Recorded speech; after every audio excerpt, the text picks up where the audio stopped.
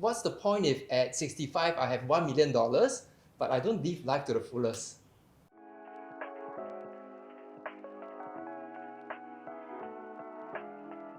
Hi everyone, welcome to Bulls Talk.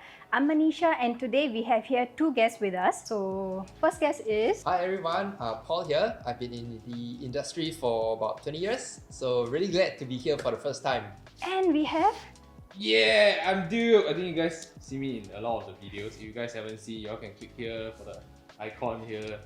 Yeah! So Paul and Duke, what we are going to be doing today is we are going to be, as promised to them, we are going to be talking about the Movement 1M65. Okay, so what I have in store today is I have a few questions for you guys, okay, and along the way we'll just be discussing about them. How does it sound? Good, let's go! Let's go to it. Okay, Paul and Duke, I actually have a question for you. Have you heard of this 1M65 movement?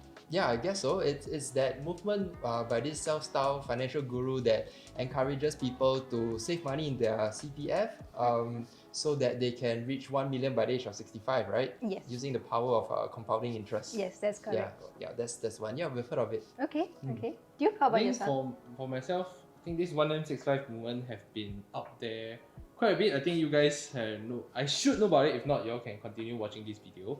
But in terms of 1M65, it have actually evolved into 4M65, 5M65, or even 10M65. Okay, 10M65.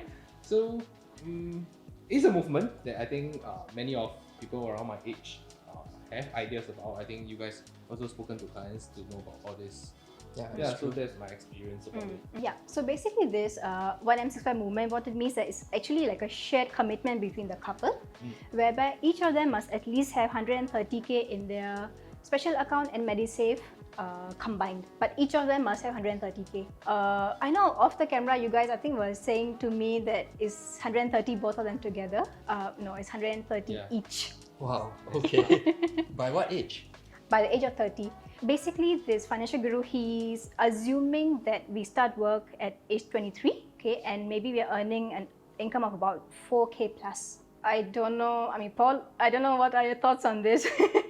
Maybe a bit difficult, 130 in 7 years of working? So basically, in his theory, what he means is that when we reach age 30, we have 130k. After that, for the next 35 years, we just let the power of compounding of 4%, okay, let it run, let the magic do its work. And by 65, we'll be having a 1 million in our CPF. As a couple. As a couple, exactly. Duke, my next question is going to be for you. Okay. Okay, because you're around 27, 28? Yeah, around there. Around there. Okay. I'm 27, 28, not 35, 36. Okay, so my question to you is, this movement, right, is it doable or even desirable for a 30-year-old, for example? I think that's a very good question where we talk about whether this movement is achievable, doable. The assumption that we have is, as an graduate or people or guys that come out to work, girls that come out to work, starting off at a salary of 4,000, it is not impossible, but I think you guys also have friends around you that don't start at $4,000. Okay, using that as an assumption, using some math, 4,000, your CPF, contributing into your OA, SA, and MA together, everything added up to be around 1,500, round up. That is into 3 of your accounts. Okay, then in a year, you should looking at around 18,000. In 7 years, you're looking at around 125,000. So within these 7 years, if you're earning 4k without any salary increment and everything, based on this, of course, it is doable to hit 130,000. But do you think for like guys in Singapore, right, they have to go for army? Okay, do you think that's achievable? I think it's fine because that is after the work. But one thing that whether this is achievable is important to understand this person's life stage. For example, as a couple, you guys need to hit 130,000. So, but if you guys are a couple, you guys might be looking at getting married, getting a house, getting your mortgages, so on and so forth. The 124,000, 125,000 that I say is spread across your OA, SA, and MA. But in order to have all these 130,000 into your SA, right, you need to transfer your OA money into your SA, and that is irreversible. So correct. You cannot take the money out from your SA to move your OA to go and buy a house. So if we are constantly doing that, taking the money from OA to SA, you'll be in a situation where will I have enough CPF to pay for my housing down payment, so and so on. Unless you tell me if you are cash rich and everything, then that might not be a problem. But we talk about average people that I met, people that I speak with. This movement might be a little hard. Might be lah. If you guys have other things that is planning, coming into plan, your wedding, your house, renovation, so on and so forth. So dude, what you're saying is that even if they manage to hit 120,000, it's not all into the SA. Part of it is still into the MediSave. Yes. So that makes it even more difficult. Yes. Yeah, correct lah. So your MediSave money you cannot take out to put into your SA lah. That is something that you need to take note. And only until you hit the maximum MediSave amount, then your money will start to go into a SA.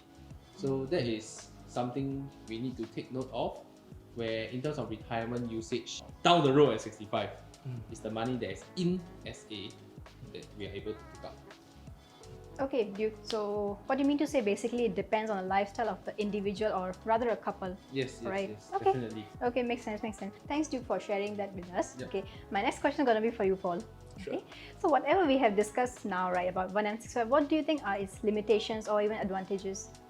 I guess the first thing that we must understand is that if the couple is earning 4,000 each, they will need to use cash to top up into their CPF in order to achieve this 130,000 if it's possible. One of the advantages would be that whatever money that they voluntarily top up into the CPF, it will be tax deductible, right? So they save on taxes that way. Another advantage that I could think of is that this forces them to save on a regular basis. They'll be focused, they know what they want, and they just have to do it lah. So it's an enforced savings for them. So that's the advantage, because I know a lot of people who don't have a lot of savings because they just don't have the discipline to do it. That's right, that's right. So now let's come to the disadvantages. Well, you know, in Singapore, the cost of living is going up. Things get more and more expensive. I mean, just take a look at the prices of housing. Yeah, Right? Housing prices are just going straight off the roof.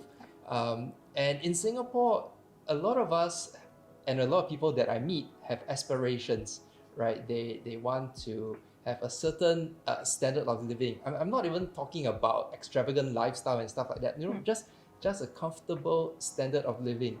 For us, let's say if the couple 4,000 each per month earning, for them to go for this 130k by the age of 30, they will have to sacrifice a lot of things. They will have to sacrifice on simple pleasures, I would assume, right? To set money aside to top up into the CPF. They will probably have to sacrifice the ideal kind of house that they may want. They may have to, not may have to, I mean, it is explicitly mentioned that they will have to have a modest house. That's right. But if you think about it, a modest house, I mean, our houses are already so small. And what if they want kids, right? They will need the space. What if they have more than one kid? You know, in Singapore nowadays, if you have kids, you send the kids for enrichment classes. Okay, let's not even talk about enrichment. If you send a kid to a good kindergarten or childcare, it can easily cost 500 to 1,000 a month. So where are they going to find that kind of money if to give to their kids and to bring their kids up in that ideal way? So there are a lot of sacrifices that have to be made, right?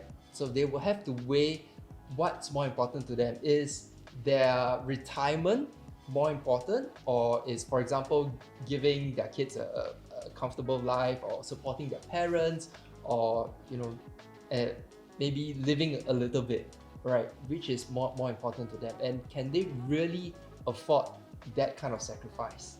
Is it really worth it? Yeah. Thank you so much for your point of view, Paul. Duke, my next question is for you. Okay. Okay, again, you being a 27, 28-year-old, okay, would you want to sacrifice your youth to have an early retirement? That's a very good question. Thank you for saying that I'm still young. Yeah, so to sacrifice my youth for my retirement, I will tell you my answer is a yes. Okay. But with proper planning and knowing where my finances are, my partner's finances are. I'm more into lifestyle planning in the sense where, or life stage planning. Different people at different life stage have different commitment, and of course, retirement will always be the main goal that we will be reaching, Yes. no matter what, whatever age you are at, we will be reaching retirement. If we can move forward retirement, why not? I mean, everybody will want to do that, do things that we want to, without worrying about money. But wouldn't we want to still travel or plan about kids or plan about having a car, a house? Yeah, so in Singapore, with all these things that's in play, it's very important to plan for your different life stages, but not forgetting having retirement at the back of your mind.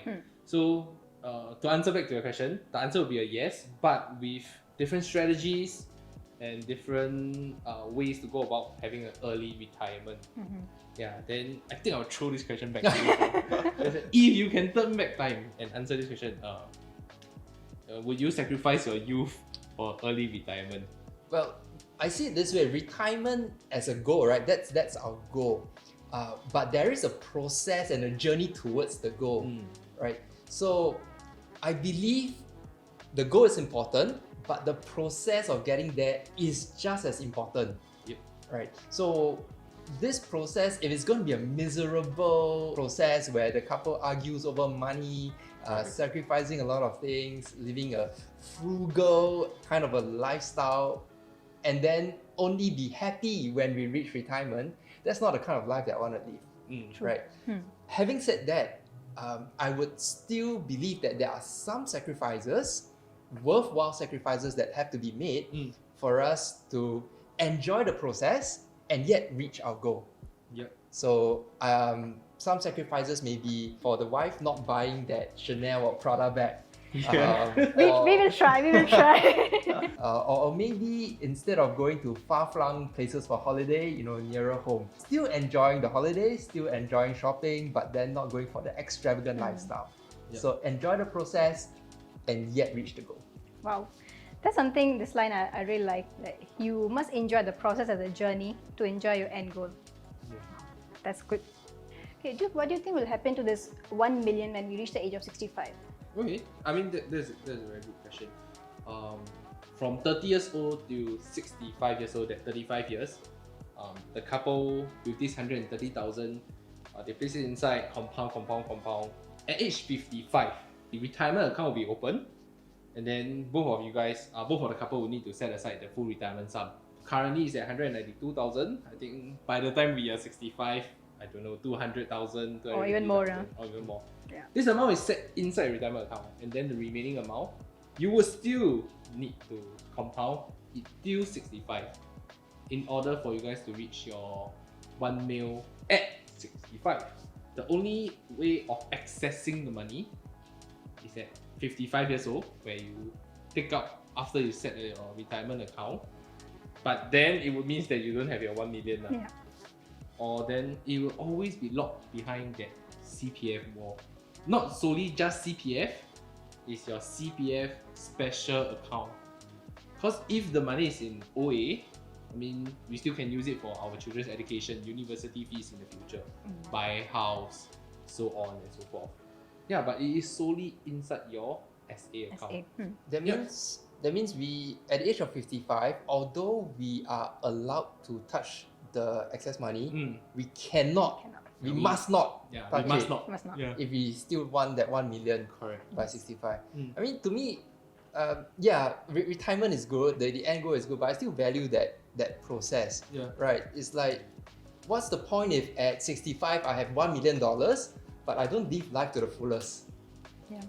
Yeah. Makes sense. Makes sense. Now, Paul and Duke, I have a last question for you. And it might be one of the most important, maybe for our viewers who are not too keen on maybe 1M65 movement, but what other alternatives you think are out there to 1M65 movement? Maybe, Paul, you want to share first? Sure. I mean, there are numerous instruments and opportunities out there that can get us 1 million at the age of 65. I mean, we are talking about investments. I'm sure many of our viewers here will be familiar or would have heard of different kinds of investments like stocks and shares, unit trusts. Nowadays, people are talking about cryptocurrencies. Many options out there. And if we are talking about the 1M65 method, we're only getting 4% compounded interest every year, whereas all these other instruments can be getting us 5%, 6%, 7%. I've even known of instruments that can give 20 over percent per year returns, right? So what this means is that I don't have to set aside the same amount as if I want to use the 1M65 method. I set aside less, but still get me to 1 million at the age of 65, right? So personally, I use a variety of different instruments. Okay, so we have actually come to the end of today's Bulls Talk. I hope that whatever questions you guys had, it's being clarified with whatever Paul and Duke have shared today. And I hope you learn a bit about CPF and a bit more about 1M65 movement as well. Yeah, whatever we shared today is strictly just our opinion. It may be suitable for some, it may not be suitable for some. So the important thing is to know what you want and to seek professional advice. And if you like today's content, please continue to follow us on all our social media and watch our previous video there. And see you in the next video. Bye-bye. Bye.